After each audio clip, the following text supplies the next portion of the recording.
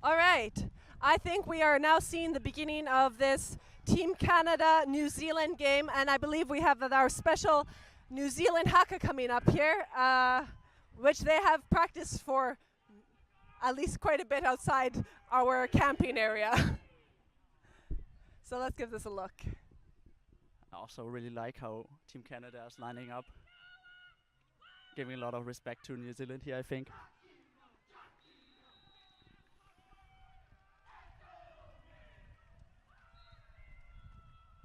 It looks really good. I've seen this a couple of times today, and it's still quite exciting to watch. And it's not quite done yet. It just seems like it is.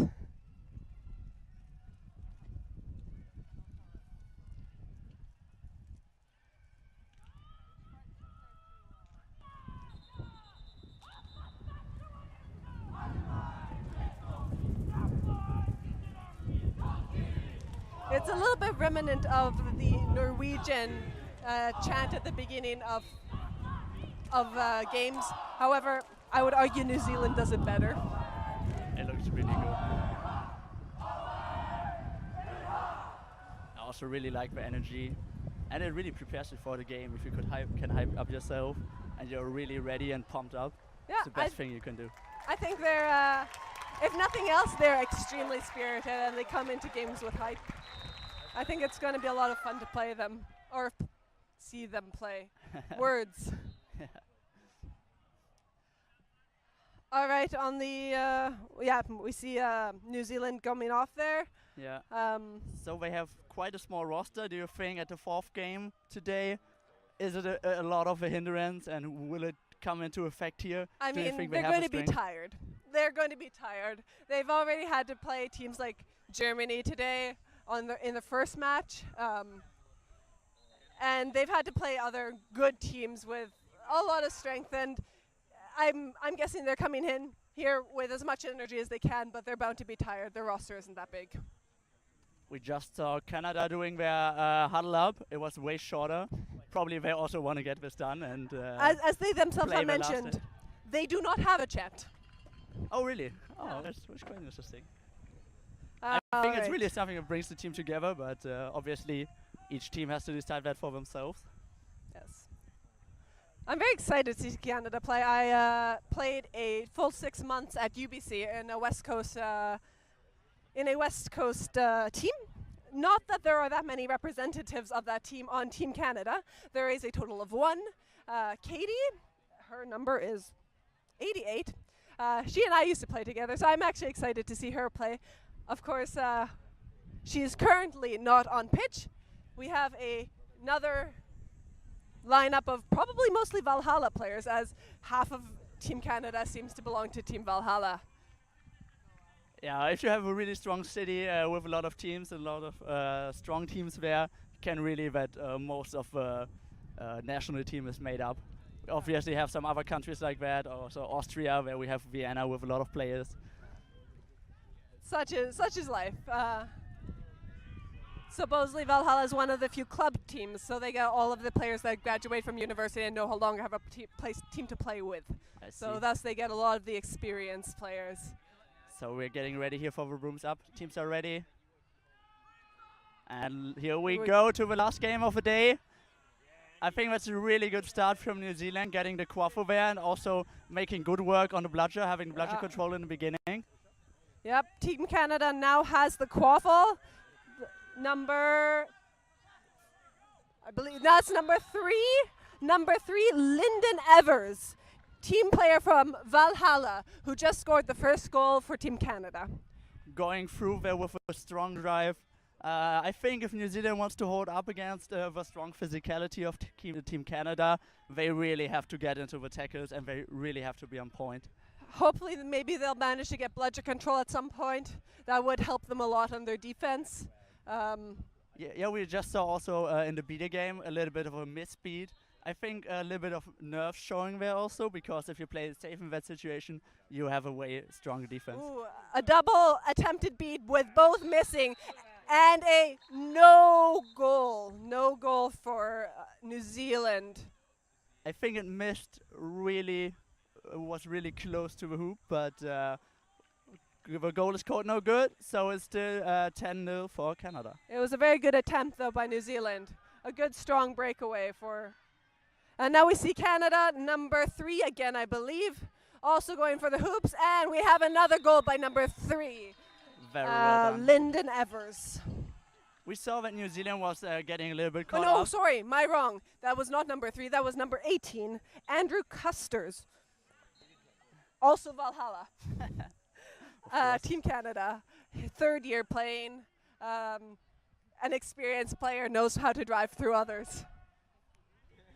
Yeah, I think we also saw that New Zealand was not really having their bludger ready in defense, so they need to be a little bit faster and be, again, quick in defense. Yeah. Just saw a cherry pick and a nice catch by Team Canada. Yeah. And the player scores safe, means you can stay on the field, get the ball. A nice strategic throw of the bludger back to the opposing team's hoops by Canada. Make them run a little bit. Everybody likes to run, right? And a defense by 18, which went back to New Zealand. And there's a brooms down. Interestingly enough, we see New Zealand leaving both their beaters behind, although they only have one beater. So I think they really want to make one bludger, yeah, obviously. Sorry. No, I think they want to play it safe, maybe not going all in the attack, and be ready for these fast breaks.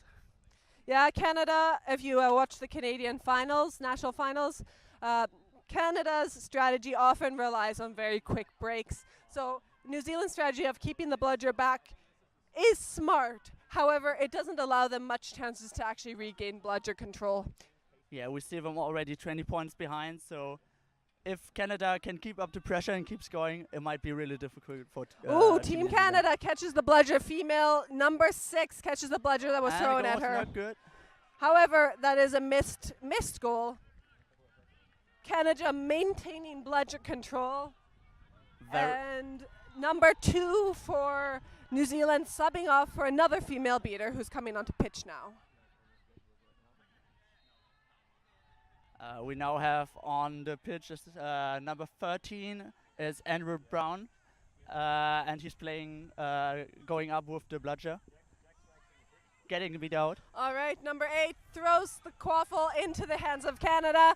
Canada is now running up the field. Number 424, throwing, missing. Now we have another player, 44, throwing to one of the female players, and she scores, and that would be number 14, Robin Fortune.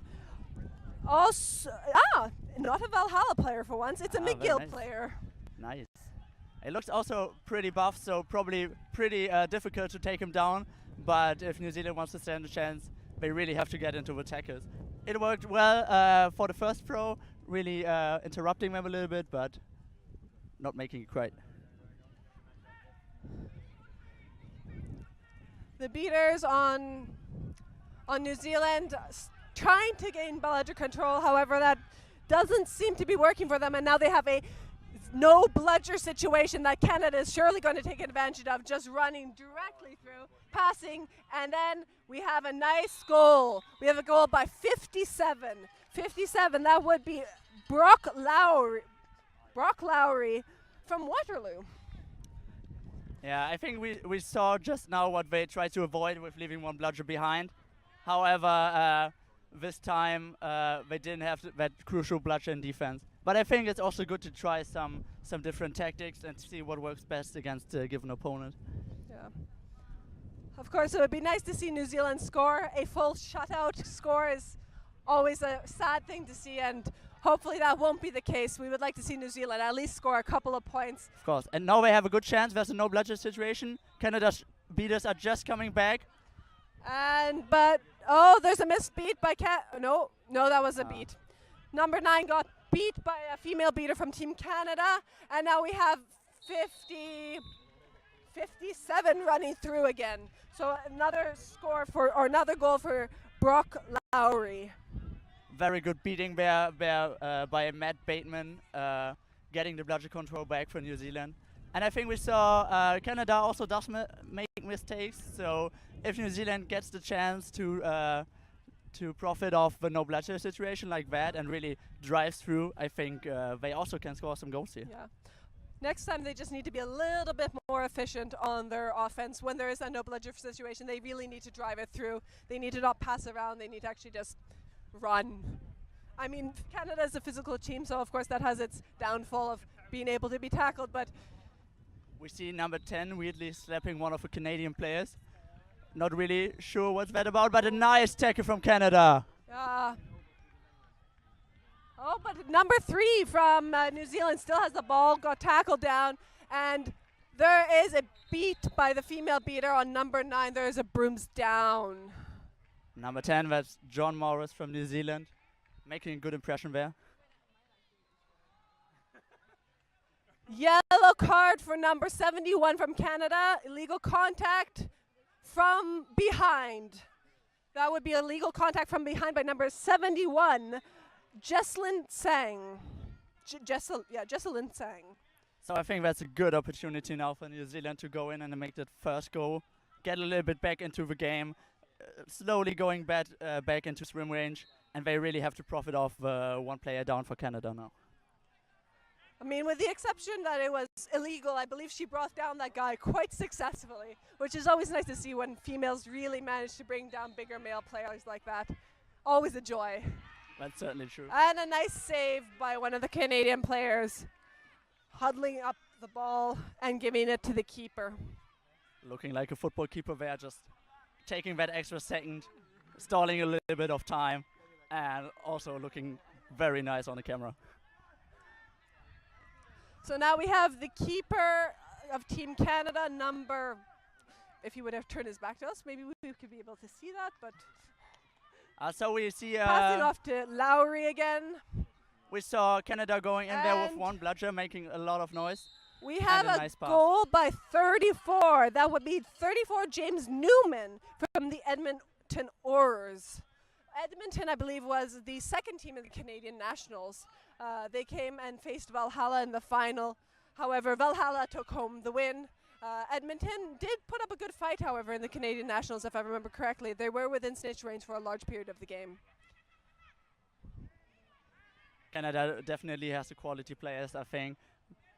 But New Zealand is going in again and making a good noise on the beater game. So if chasers time it a little bit better and go into that crucial second. Oh, nice save by the Canadian keeper. It was a good shot. Had he not been there, I'm sure that would have gone through.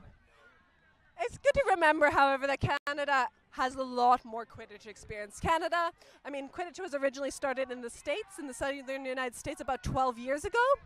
And Canada followed shortly suit. So Canada has been playing for a long period of time. And that was a goal by number 3, I believe. Again, that is Lyndon Evers. So Canada's been playing for a really long time. They have a lot of experience. They've had a lot of time to develop skill. New Zealand is a really young team. And you have to imagine, they only came here, I believe, and trained for only 10 days before they started the tournament. So I think they have some quite experienced players, but probably they need to get a little bit more into the team game and grow together as a team. Yeah, that is very true. But I mean, if anything, they have a lot of physical, they have a potential like Australia to end up with a lot of physical rugby players and such, as New Zealand also has a tendency to be good in that sport. So there is good hope for New Zealand in the near future.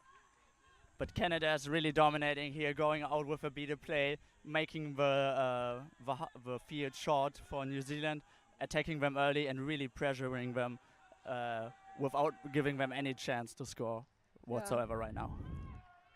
Yeah, with the way they're set up, they're playing a really far up defense, really making contact early and allowing their beaters lots of room to play around in. Like, their beaters have so much room to make beats, which is always very helpful. There's nothing more annoying than when you try to go for a beat and you've got 2 chasers standing in a weird way and you end up beating one of your own players via friendly fire. And we have a nice interception here and a nice pass to the offensive. Another goal by chaser. By Lyndon Evers, I believe it is. Looks like a top scorer to me. Yes, the score is now 90-0. It's not. It's an unfortunate score for New Zealand. I'm sure Canada is very content with it. Probably. As they very well should be. Who doesn't like to... Okay, we're not going to say win yet. You never know. New Zealand might make a really strong comeback. But everybody likes a good lead. Makes one comfortable when Snitch comes on pitch, which is about a good 6.5 minutes away and another 7.5 minutes before the Seekers come on pitch. And I think also really the strength of the Canadian roster is showing now. They have so many players they can swap out. They are fresh, they are energetic. And New Zealand looks a little bit tired, I would say, after this being the 4th game for them, and they really give it all to stand. Oh, we have an attempted napalm by the Canadian team, or narwhal, or however you want to call it, when the team that has 2 bludgers throws one of their bludgers back and tries to get rid of the back beater of the opposing team by tackling them. We had a nice attempt by the number 6 beater girl on Team Canada. However, she did get beat by the defending beater of New Zealand when she tried to tackle him. But it can give you the 3 seconds you need, and that is oftentimes all you need in offense. Especially if you have strong chasers that don't need much time to score, as Especially Canada seems to have. They're going for another drive and making And it we through. have a goal by 24, Itana Crow. That is another Valhalla player. So I think Canada is playing it really well here. I don't know if they have missed a single pass, so it's really they don't make any mistakes. They make the game difficult for New Zealand, and they are all over the place, going for these fast breaks, and just the second when they get the ball, already making a goal after it. It's really difficult to defend against. I heard that their one default or downfall was against Spain was that Spain was playing a very, very tight hoop defense, which led supposedly to some problems on their offense. Sometimes you really see one tactic working really against one team, but not so well against another. So maybe that was the case with the Canada-Spain game. And we see where they are really physical, really going into full contact here, and almost getting the quaffle just by the chasers, which is really impressive. All right, we have another fast break by the 91 keeper from Team Canada. 91, that would be Joelle Martins.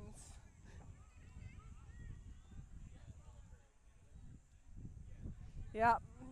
A lot of strong chasers and keepers on Team Canada. Really hard to stop. New Zealand lacking some of the physical strength to actually take them down. They would really need the beaters to focus on quaffle for them to be successful in defense right now. The number 8 Humphrey, the keeper for New Zealand, getting into a good position there. But that's when we see if the beaters are not taken out and you go unprotected to the enemy hoops. Yeah. It's just really difficult to make a score over the bit. Oh, we have and another goal. I'm not sure who that was by. Well, who was that by? Doesn't matter. I think it was number 57. 57? Yes, that would be Brock Lowry again. So New Zealand is really struggling to keep up with the physicality. They cannot really get into the tackles, and at a high level of Quidditch like that, it's really important to get the players down with your quaffle physicality chasers. is incredibly key, especially against teams like bigger, more physical teams like Canada, US, UK, France, because they're going to play physical and they've got incredibly strong drivers who don't go down easily. And you see they also have a tall keeper there, just no chance of passing over the hoops, just like that. You really need to get in a little bit closer and try to get them out, bait them out a little bit. But it's really difficult for New Zealand right now. And there was another goal in that muddle of confusion over there by the hoops. 2 hoops are now down.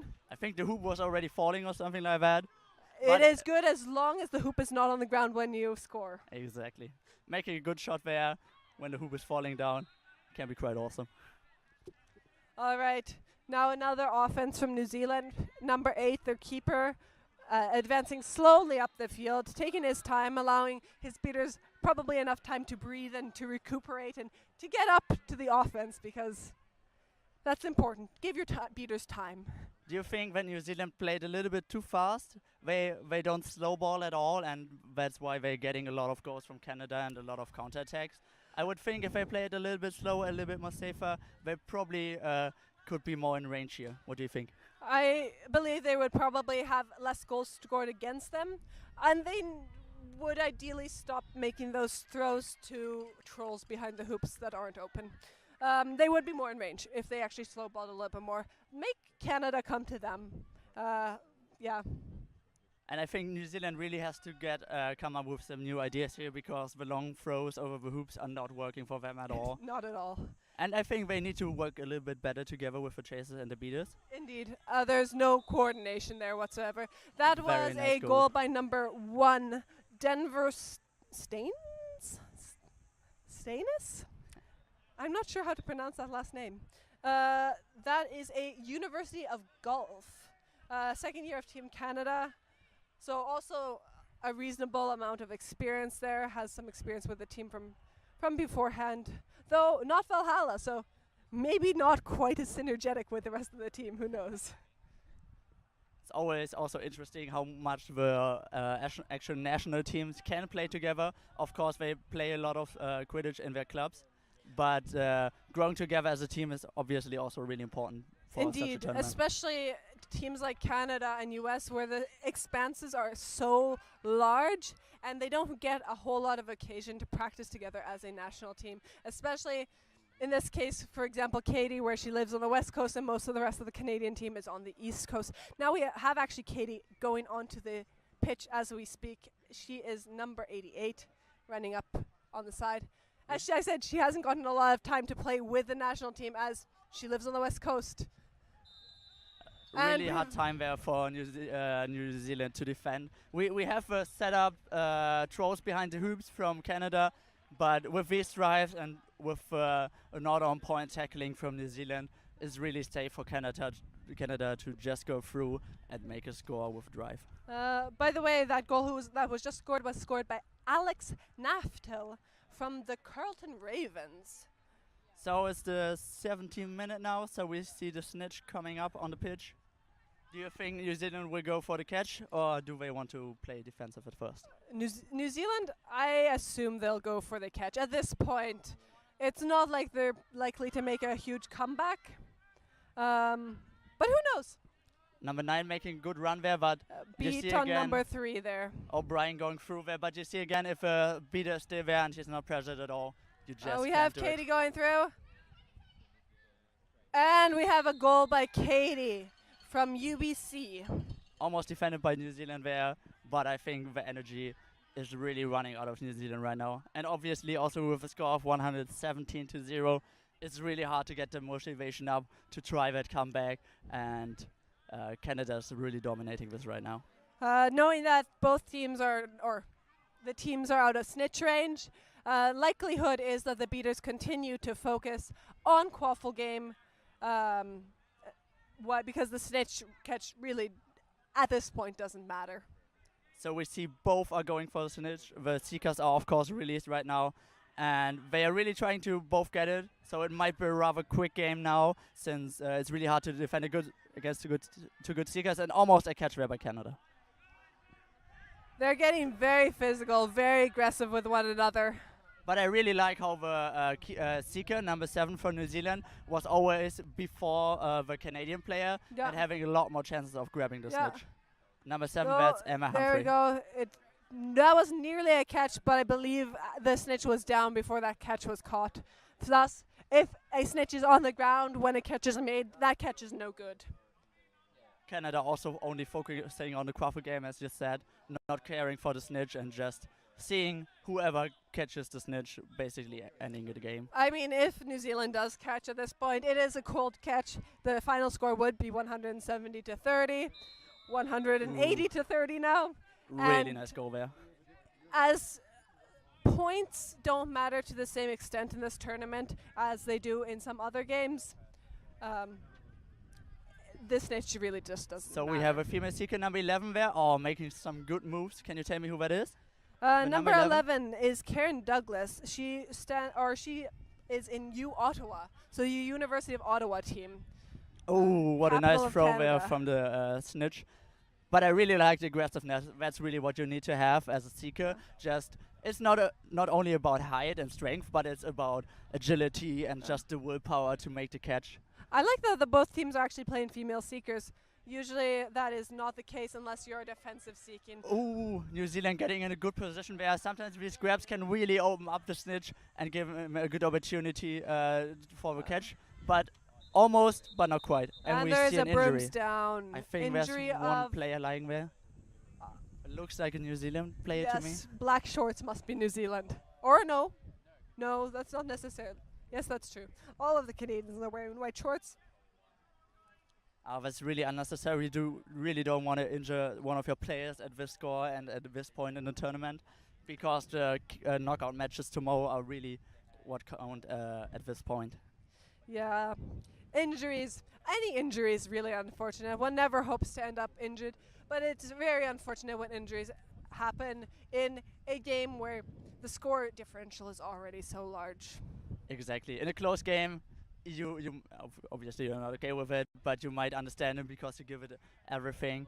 But here that's very unfortunate and it's still not going well. I hope the medics are coming soon. Yeah, when somebody's lying down on the ground for this long, one always worries a little bit. Might be a head injury. Head injuries do happen on occasion in Quidditch. Didn't you also have one quite recently? How did that feel? I had multiple in the same weekend. Thank you very much. But I'm sure it'll be fine. Most injuries in Quidditch usually are fine in about 1 to 2 weeks, with exceptions. It's also really unfortunate when you travel that far and maybe you want to spend another day after the tournament or something like that, and just going to the hospital, that's really not something you want to do when you're in Firenze here. Also, the fact that somebody is injured from New Zealand when they've traveled so far, they've traveled a long, long distance and probably paid quite a bit of money to be here. It's Certainly. really unfortunate when you don't actually get to play the full tournament out. And obviously it's also really hard on the roster of New Zealand as they have so little players already. How many players do they have? I think it's 13. So if you lose one player So and you have another, 3 games or something like that tomorrow, it can really weaken your roster quite a bit. Better than Iceland. I think Iceland is currently down to 8. It's really unfortunate if you play. Also, the risk injury goes up quite a bit if you are with so few players at the tournament. You get and tired. everybody has to play a lot, and if you're tired, you're not concentrated anymore. Yeah. You can see New Zealand huddled up there on our screen. I'm sure they are really hoping the best for their player. Their captain is checking up on the player, and the player now seems to be getting up. It was one of their female beaters, seeming a little bit disoriented, but I think it looks like it was a head injury. She's rubbing the back of her head. Most likely a head injury, minor concussion, something along those lines. But she is now standing. She is now standing, and I think she will be okay. That's great Probably to see. be fine by tomorrow. So we see New Zealand huddling up there, gathering some strength, talking probably about the game and what has been happening and what they could do. And something I also really like is every time a player gets injured, the whole tournament claps really for all the eagerness the players give here and all the hard work they do. Yeah, indeed. No, Quidditch is good-spirited. There are a lot of good-spirited people in Quidditch. I have played a couple of sports in my life, and I've never met a community quite as welcoming and quite as friendly as the Quidditch community. I think we can make a shout out here to the awesome Quidditch community. If you're watching the live stream the whole day for 10 hours now, you're really a nice hardcore fan, and it's really cool to see so many involved players into these sorts of events. We wish you guys could have all been here with us. It's pretty good. It's a little bit warm, though. It's probably Yeah. colder where you guys are. Trust me, I've been reffing 7 games today. So if you have a chance, find a local Quidditch event, just join, watch some games, or have a tournament by volunteering. So we have an injury sub now. The players are getting back to the brooms. I think the game will resume in a moment here. Indeed. So we are still focused in here on the snitch. Canada has the quaffle and bludger control, and their Canadian seeker is going for the snitch. But I really have to mention the New Zealand spirit here. They are still fighting, they are still running, they are still trying to get the snitch, to get bludger control, and that's really some effort you have to hold very high. I really do appreciate that. I saw Iceland play earlier near their last match, and it was sad to see them be so tired. Legitimately, people were getting beat and walking back to hoops.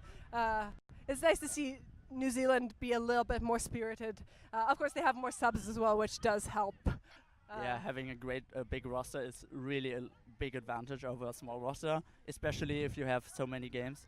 Yeah, and especially at a tournament like this where it's so big. Yeah. We see a nice chase to battle there. The New Zealand keeper really, number 10, really holding the quaffle there. And we see Matt Bateman getting his broom pulled out by the snitch, which is legal and very much used by the snitches to get some fresh air. Ooh, that was very close. Matt Bateman coming in there from behind, trying to make a sneaky catch. And there's a beat on the New Zealand seeker. New Zealand now has the quaffle, I believe. Yes, they are in offense again. Yes, they are. And they have one bludger.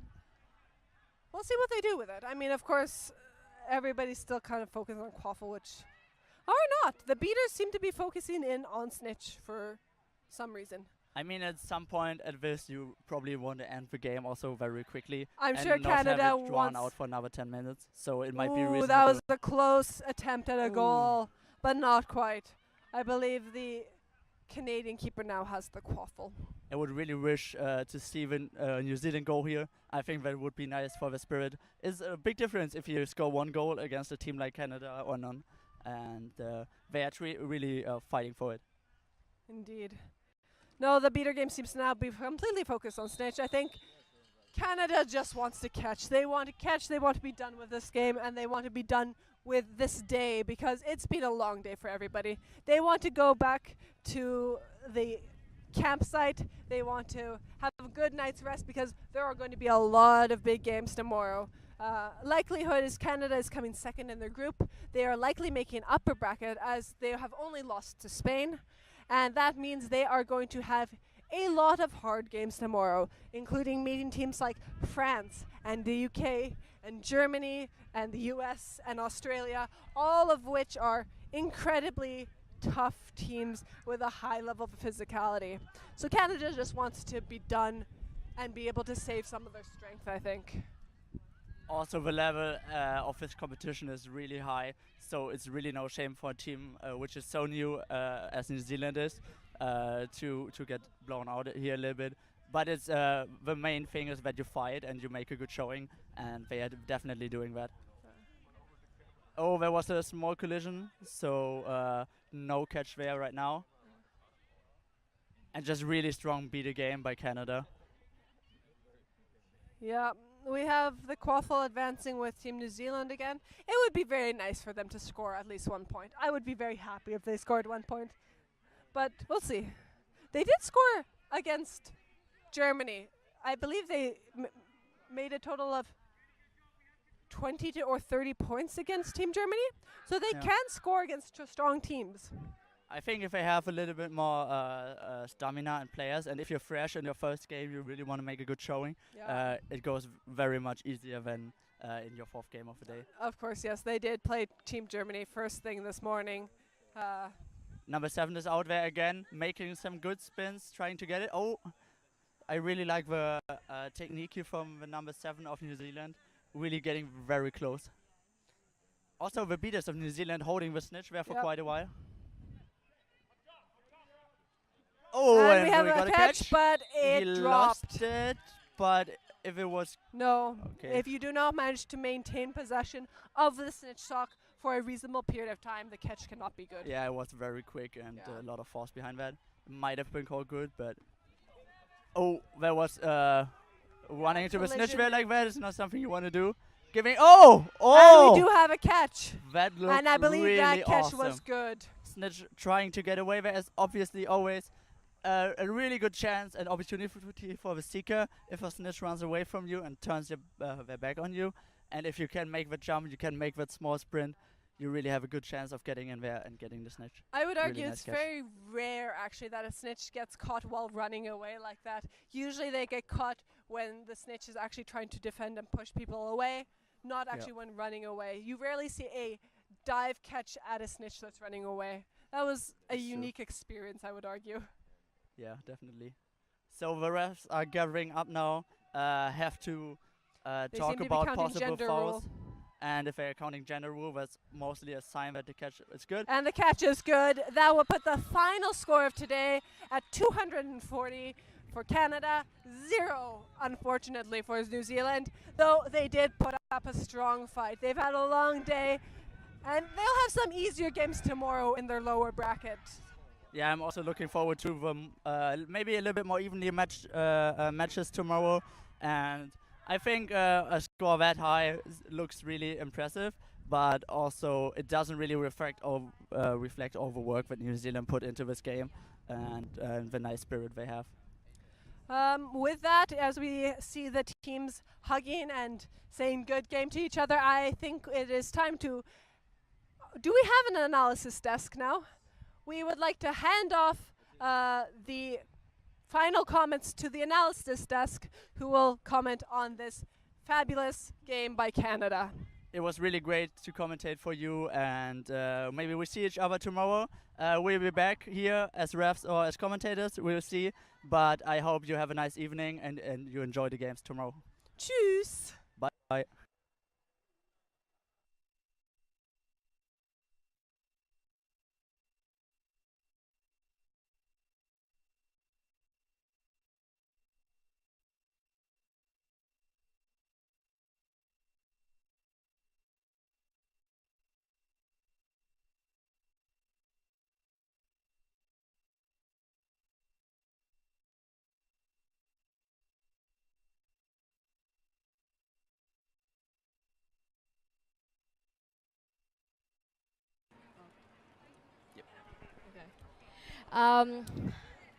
Well, I'm here with these two lovely analysts who are about to give a bit of comments on the very last game that took place today in the first day of the IQA World Cup in Firenze. Well, it was definitely a total victory for Canada with 280 points, including the snitch caught against New Zealand with 0 points. Well, what do you think about this game overall? Seems pretty much like Canada's beater game and pretty much took on New Zealand's entire team pretty handily. Like, I think New Zealand, the number game, caught up to them by the end of the day, having only 13 players. So you could tell by the way they were playing, they were starting to slow ball, not going nearly as hard, just because they were getting kind of tired, considering it's 7 p.m. now. Yeah, 20 past 7 now. Yeah. Well, then, would you think, like the scenery would have changed if this game would have taken place at like 9 a.m. in the morning? I mean, considering, the tactics. I think you would have seen a lot more push from New Zealand, having that extra energy. They've played the lower ranked teams earlier in the day, which is nice for them as well, because they put on a keen spirit against them, but the effort of putting it in all day and those games really showed when you come up against the kind of legacy Quidditch nation of Canada, who've played at every international tournament, and the experience really showed. And New Zealand will catch up, they'll get there eventually. What was one favorite moment or one favorite player that you really noticed in this game? For me, it was Raphael Roy for Canada, number 0. Every time they were on the pitch, Canada entirely took control. New Zealand never stood a chance. It seemed like as soon as they stepped on the pitch. Their beaters, he basically looked like he was taking on their beaters by themselves. Yeah. I think you can't go past anybody on the Canada team as being better players in this game. Yeah. It was a lot of spirit shown by New Zealand. Jack O'Brien really put in some strong drives occasionally. Mm-hmm. The problem is, at the end of the day, when your team can't be there to support you at hoops, when you get to hoops and you're facing 3 burly Canadian defenders who know how to stand in front of hoops and stop people scoring goals, not having that pass option means you can only drive to goals, and those 3 big Canadian defenders are going to stop you. The Lumberjacks.